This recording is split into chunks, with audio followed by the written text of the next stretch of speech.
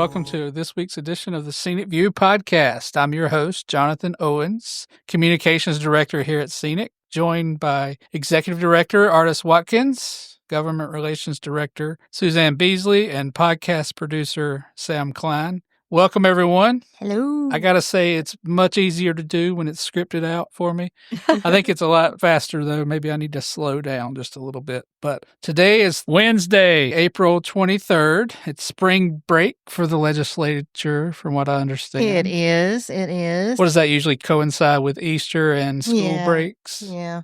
I bet a lot of the legislators now don't have school-age children, though, right? I don't know. We've got a lot of new people. Oh, okay. Yeah, got a lot of Maybe new that people, was a so. thing.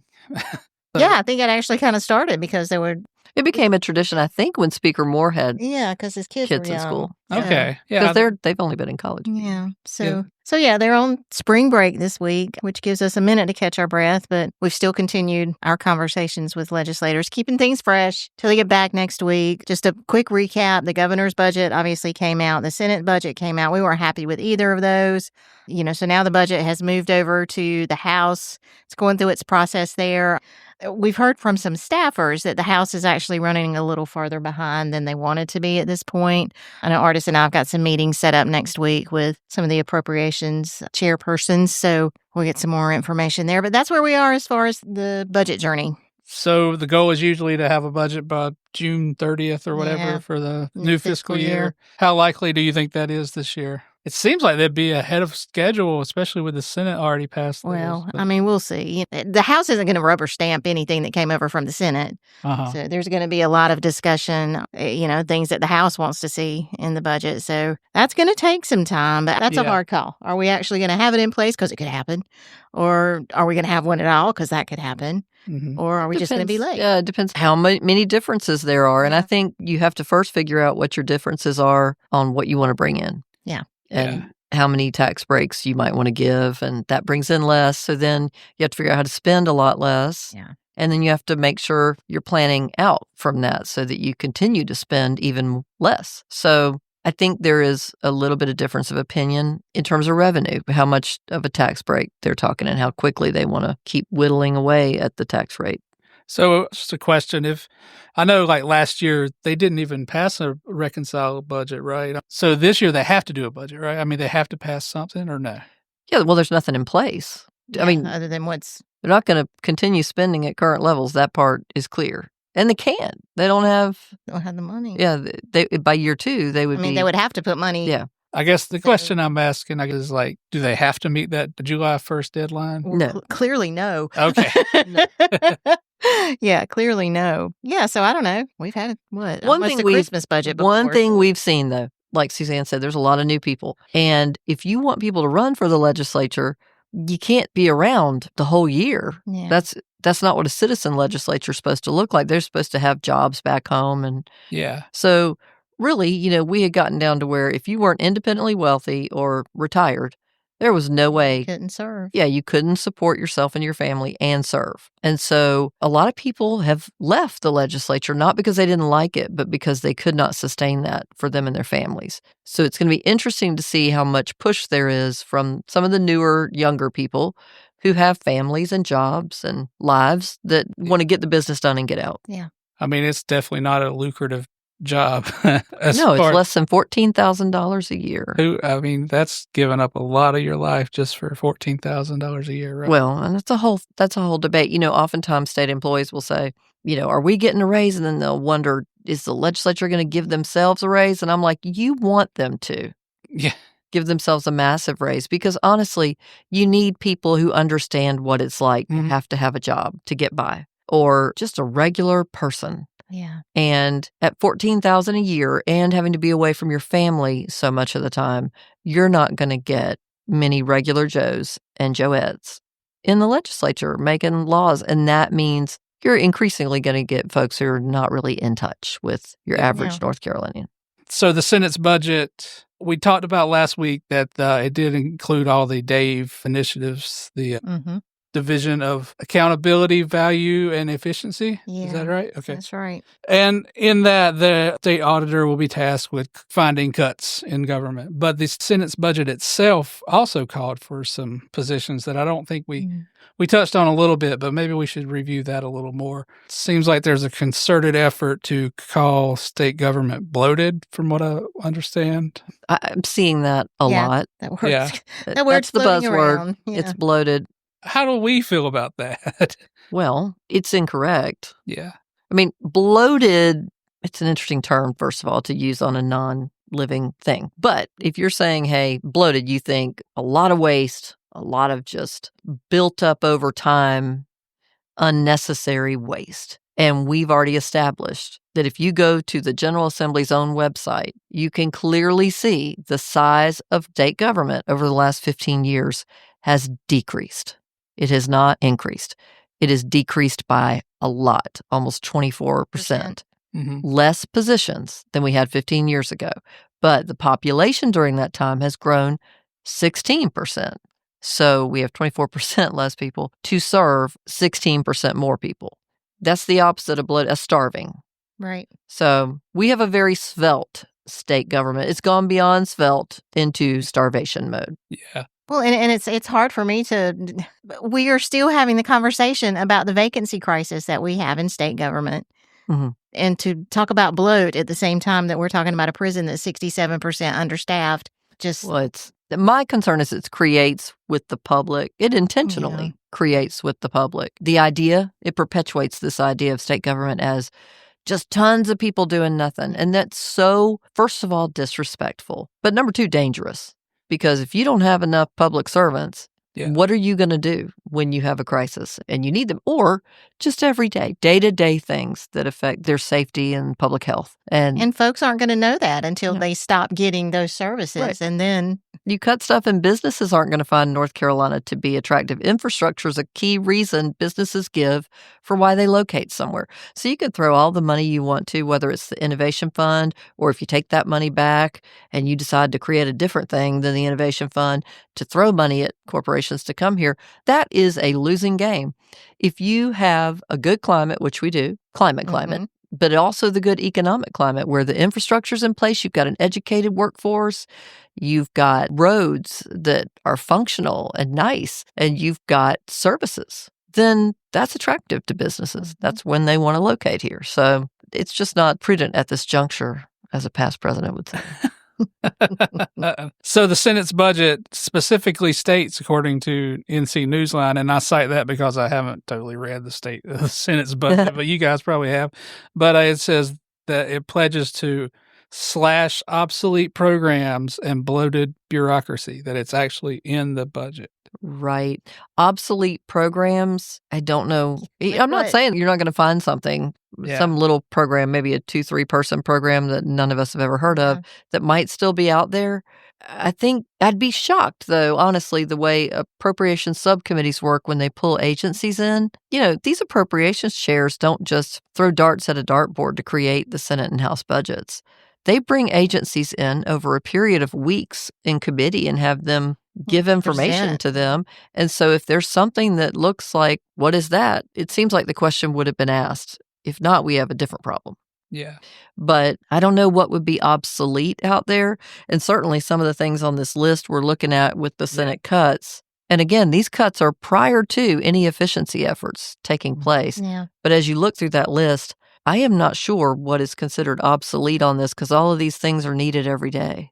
So let's take a look at the list then. Again, to cite NC Newsline because I haven't specifically searched these out. It says mental health, developmental disabilities, and substance use positions or positions that deal with those topics. That's the largest group that's being cut, I guess, is 290 positions. That's number one, I guess, on the list here. Right. That just seems like very necessary positions, right? Yeah. Well, I mean, mental health certainly isn't obsolete.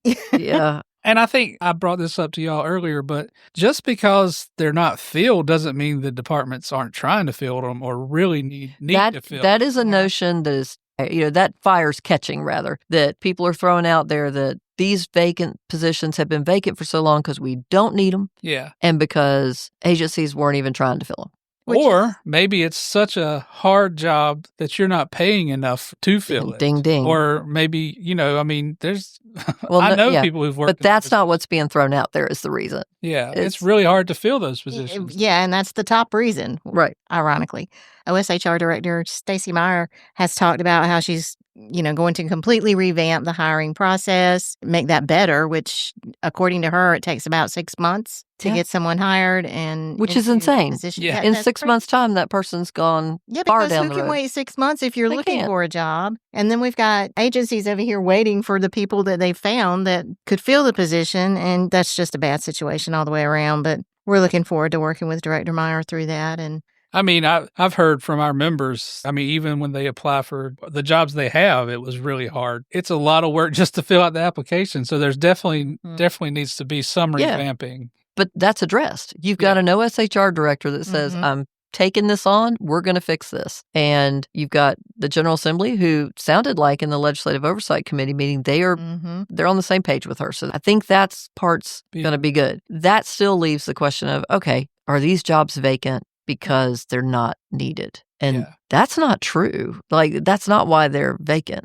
Yeah, they need to ask the workers who are doing the job of 2 or 3 people right now, because those jobs are vacant, if they need help. Well, and okay, so our salaries, we've established salaries for state workers are too low, and they've only increased by less than 19% over the last 10 years, whereas the general public's increased like 78% over the last 10 years in terms of private sector. But, a lot of people said, but it's not the private sector. Well, I wouldn't expect a 60 percentage point difference between public and private, but okay.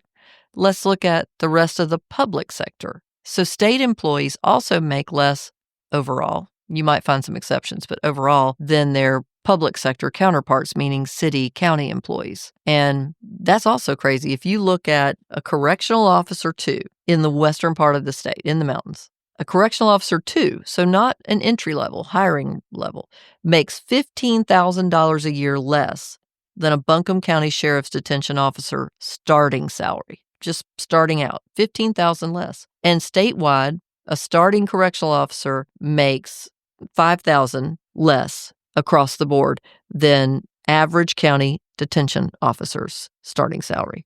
It's a huge difference. Yeah, and what are you going to cut at? Like Craggy was the example we got. They have almost 70% vacancy rates sometimes. Yeah. What are you going to cut from that? Well, this is literally not something that you can cut your way out of and kind of ignore any longer and hope it just gets better. The only way this gets fixed is if we fall into a dire enough recession/depression that people are desperate enough to want those jobs. Yeah. And I don't think that's what anybody wants for North Carolina's future.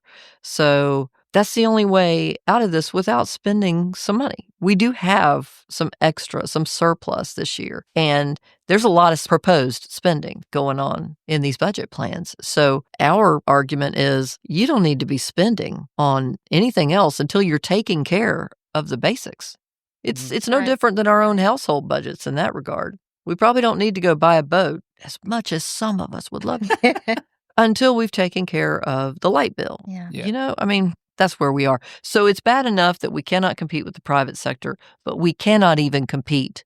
We're getting folks stolen from the other public sector jobs. The local government. And speaking of DAC, Department of Adult Corrections, the Senate budget cuts 136 positions there. We just talked about that. The Department of Public Instruction cuts 63.2 positions there. I don't know what 0.2 means. Maybe one guy just works one day a week. The point somethings always make me laugh, though. He just works one day a week. Yeah. And then it just goes from there. I guess DHHS is broken up into several different parts. Be interesting to add all that up, but there's some major cuts to that as well. So some of these are really curious to me.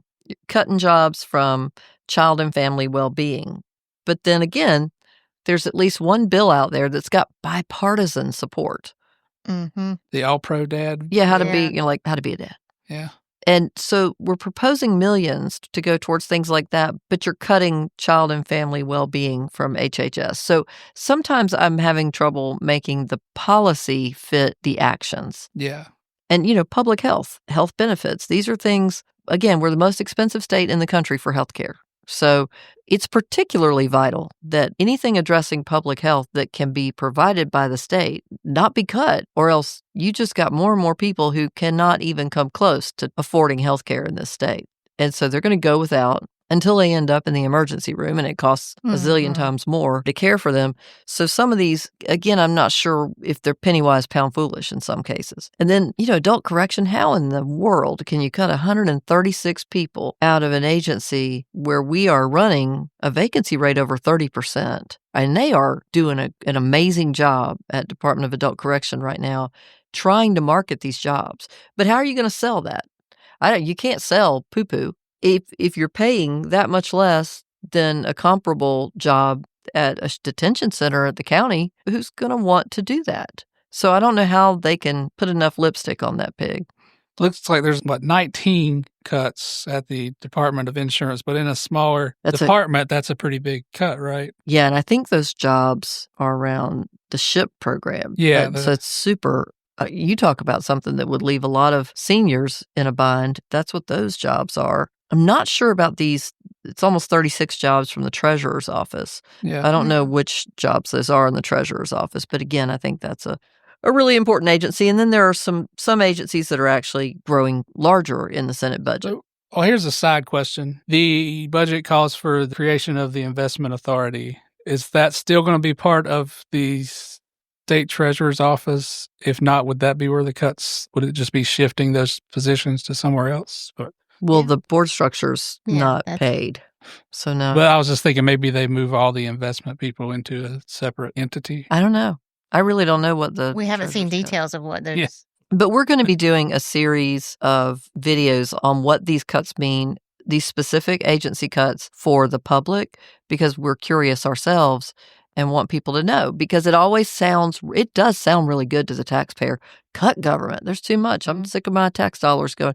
They have no idea their tax dollars are going in a number of other directions outside of state employees. They think that's where all the tax dollars are going. But we're going to look at what do you lose if you get rid of these jobs for the public. Some agencies do gain positions. Specifically, the state auditor gets 44 positions. I assume that's for the DAVE program. Yeah, probably. I don't know if we know any details on the natural and cultural resources getting more positions. Maybe we bought a new battleship or something. I'm not sure.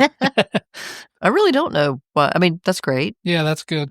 And then the Administrative Office of the Courts and Indigent Defense Services, both court-related. We need growth everywhere in state governments. So. Yeah, the court system is overburdened. There's no question. But I will be interested for the Administrative Office of the Courts positions, how many of those are going down to the level folks in the clerk's office who are so frustrated and overworked. I'll be interested to see how far down this goes. As Artis said, we'll be doing some videos on exactly what the cuts are, and I'm sure we'll do lots more videos on cuts as the session progresses. Yeah, we still got a ways to go, so. Yeah. You got to get your ring lights set up. Yeah, we got you some equipment, Artis, that we're going to work on here. Good. Good. But what else is going on, Suzanne? I know we talked a little bit before. What's going on? Yeah, so tomorrow, the Retirement Systems Boards of Trustees, because there is more than one system, handled into the treasurer's office. We'll push out any information that comes out tomorrow. I do expect probably the treasurer, maybe himself, but his staff will report on legislation that's moved, the things that set up, the new investment authority division that will handle how money is invested with the systems. Kind of the governing structure, the board that we've had a different setup right now with the board and then a separate body to decide some of the more specific investment calls. And this would change. So, this basically the treasurer does it himself, right? He's the sole fiduciary. I'm sure he has advisors and things like that. Yeah, there's an entire staff. There's a chief investment officer, but then there's an investment advisory committee right now. that makes decisions, hears reports, and gives their input. This would change having a separate investment advisory committee and board of trustees and kind of merge those into one group that would be kind of a super group governing body. Yeah. So yeah, I expect we'll hear maybe some details tomorrow on how that's going to play out, and obviously the normal reports on where the systems are financially right now, the reports that they always give at the board meeting. So stay tuned. And does the state health plan meet tomorrow too? State health plan does not meet tomorrow. The former Treasurer Falwell, had started doing the retirement systems and the state health plan board meetings on the same day, which was convenient, made for a very long day. Yeah. Treasurer Briner has not been doing that. So while it takes up another day, it's also gives you a little more time to. So when is the health plan meeting? It's then, coming in the up. next Yeah, week it's or two? next month. Which, by the way, the Senate budget, we really liked that they funded the health plan appropriately. Yeah. From what we understand. The treasurer put out a statement lauding them for investment in. Good. So they got May one thing 20th. right in the Senate budget.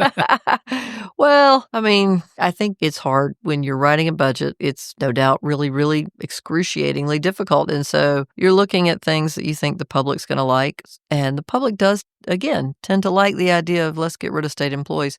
I know that no one obviously wants waste. I just think you also have to be cautious about haste. Yeah. Because it's put us in a mess. Because DMV is the poster child for this. We've not funded DMV to meet the growing demand of a much expanded population. And so what do? We have a mess at DMV offices. And no, everybody's pointing the finger at each other. The bottom line is the thing didn't get funded. I don't care who you blame.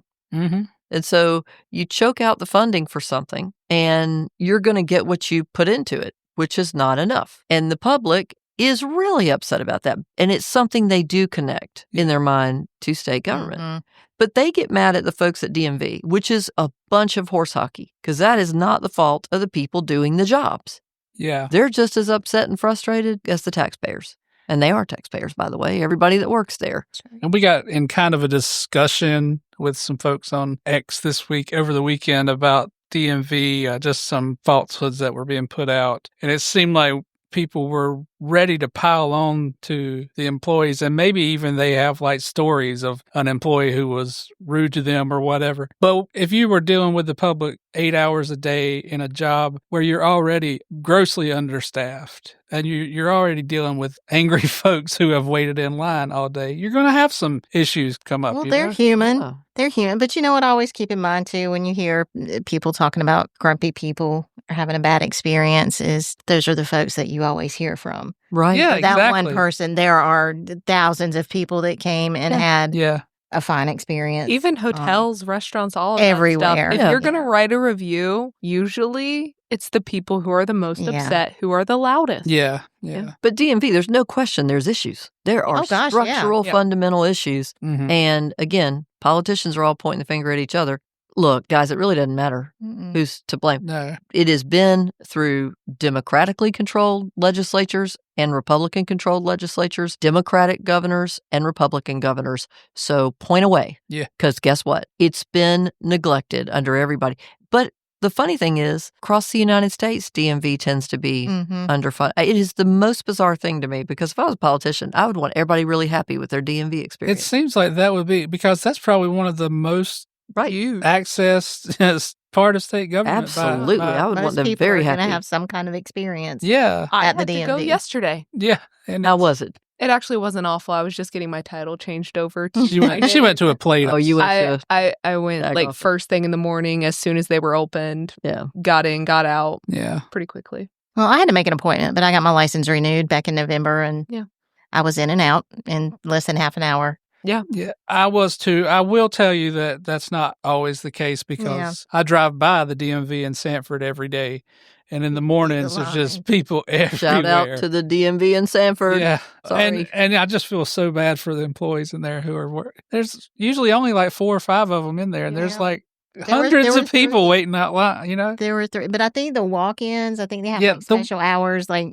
the walk-ins are the it's either first of the morning or last of the day. Mm-hmm. And, you can't always make an appointment. Sometimes you need to go to the DMV for, something that and it doesn't pay well enough. Yeah. And examiners, by the way, have to go with strangers. Yeah. In cars. I mean, that is a dangerous, No, thank you. That's a high-risk job, and they are not yeah. paid accordingly. Mm-mm. I have some facts about it, actually. The starting salary is approximately $38,000 to $40,000. To put up with all that hate from the public, But it put can yourself in vary. danger. Yeah, and it can vary by county. The range can be $31,000 to $51,000 annually. And state law caps the number of employees at DMV to 568, but DMV has asked for at least 638. But that I think we need to get like somebody that works at DMV, somebody that works at somebody that works at a couple of agencies, get them in here and let the listeners hear from them what it's really like inside. Yeah. That's a great idea. So we'll try to line that up for y'all.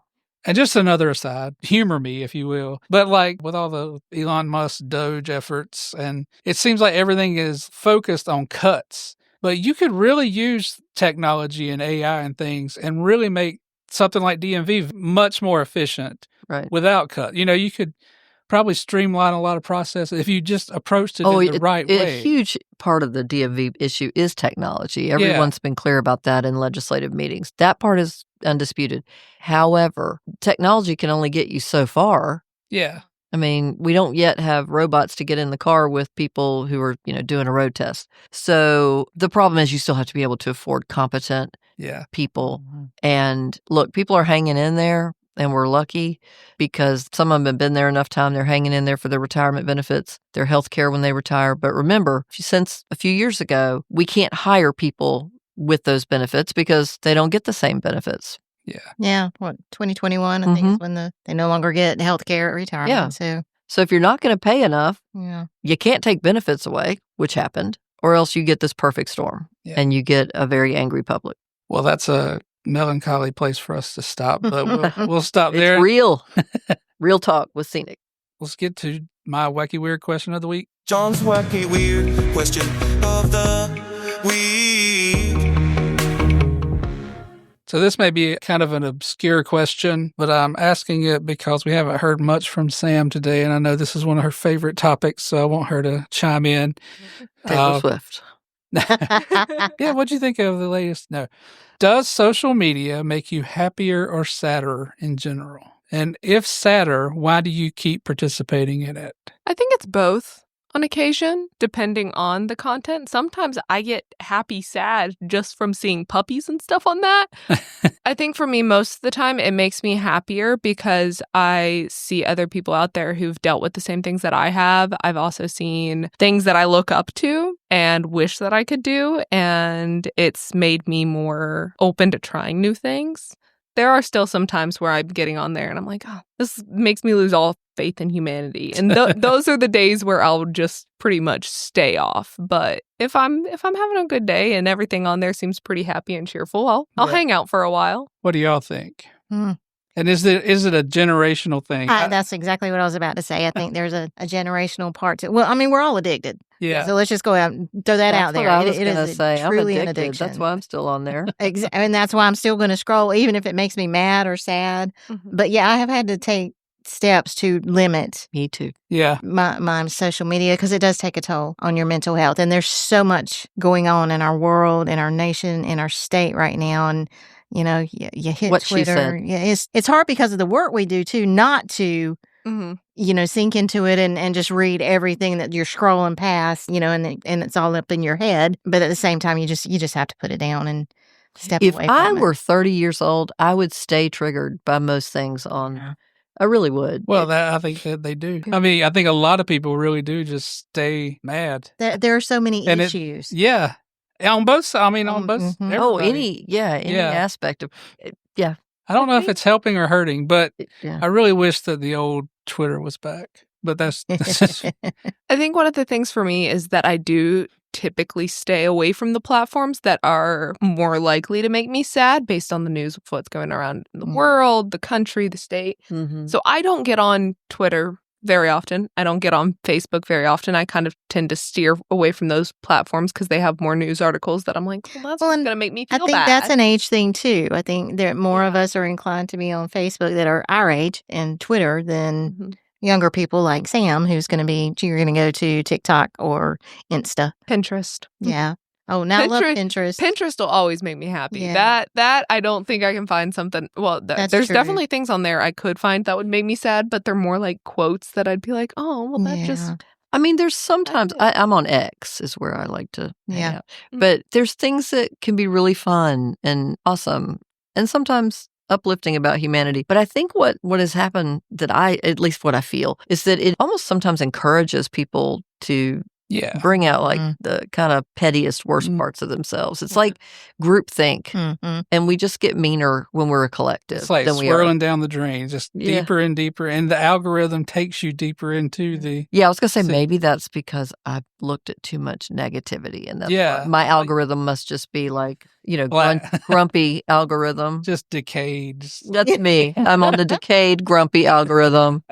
Maybe some people have just gotten way too comfortable with sharing the negatives in their lives. Well, we just said it's way easier. But it's like when you're comfortable sharing. Yeah. It's like when you're talking to a stranger in public and you say, hey, how are you? They don't expect to hear your whole day. They expect good, how are you? That's what But how are you? They don't expect a whole play-by-play of your day, and it feels like social media is where people go to be like, play-by-play of my day. Someone said, this dress doesn't look good on me at the store, and I yelled and threw my drink at them. I bought it anyway. What do y'all think? And then a picture. I think, though, for Scenic, it's really useful because a lot of things we talk about that state employees know about what they're dealing with, it's a way we can try to let the public know. Yeah. And I did start us a Discord this week, you guys. So I'm going to have to teach you how to do this. We're going to play Minecraft. It's kind of like just a message board, though. Yeah. Basically. But I think we could find some value in letting people talk to each other, properly moderated. Properly moderated. It could be cool for convention. Yeah. Saying, hey, we're having a cool little performance or something. Speaking of your social media use, I did see that there's a new deadline for TikTok. Did you see this? Middle of June.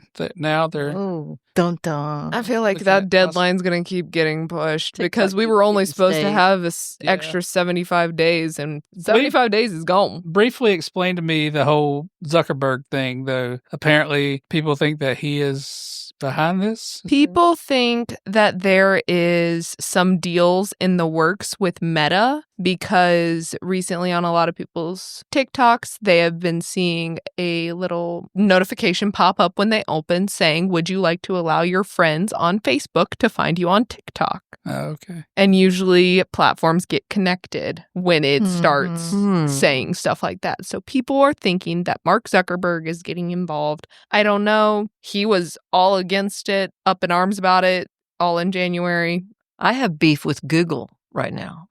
What's your beef with? They're stealing one of our great employees. Yeah, that's Hunter. Shout out to Hunter. Good luck at Google. I hope it's more fun Hunter there. has been on the podcast before. He has been on the podcast. I hope you have more fun in San Francisco with Google than here in Raleigh with Scenic, which is clearly better. But good luck to Hunter. Well, I'm pretty sure his girlfriend also lives in California. Wow. I didn't know that, but I sure hope she does because we just said that. That's a good note to end on, an upbeat. We're happy for you, Hunter, and send us pictures of the Golden Gate. Yeah, I think that was a great episode this week, you guys. Thanks for joining us.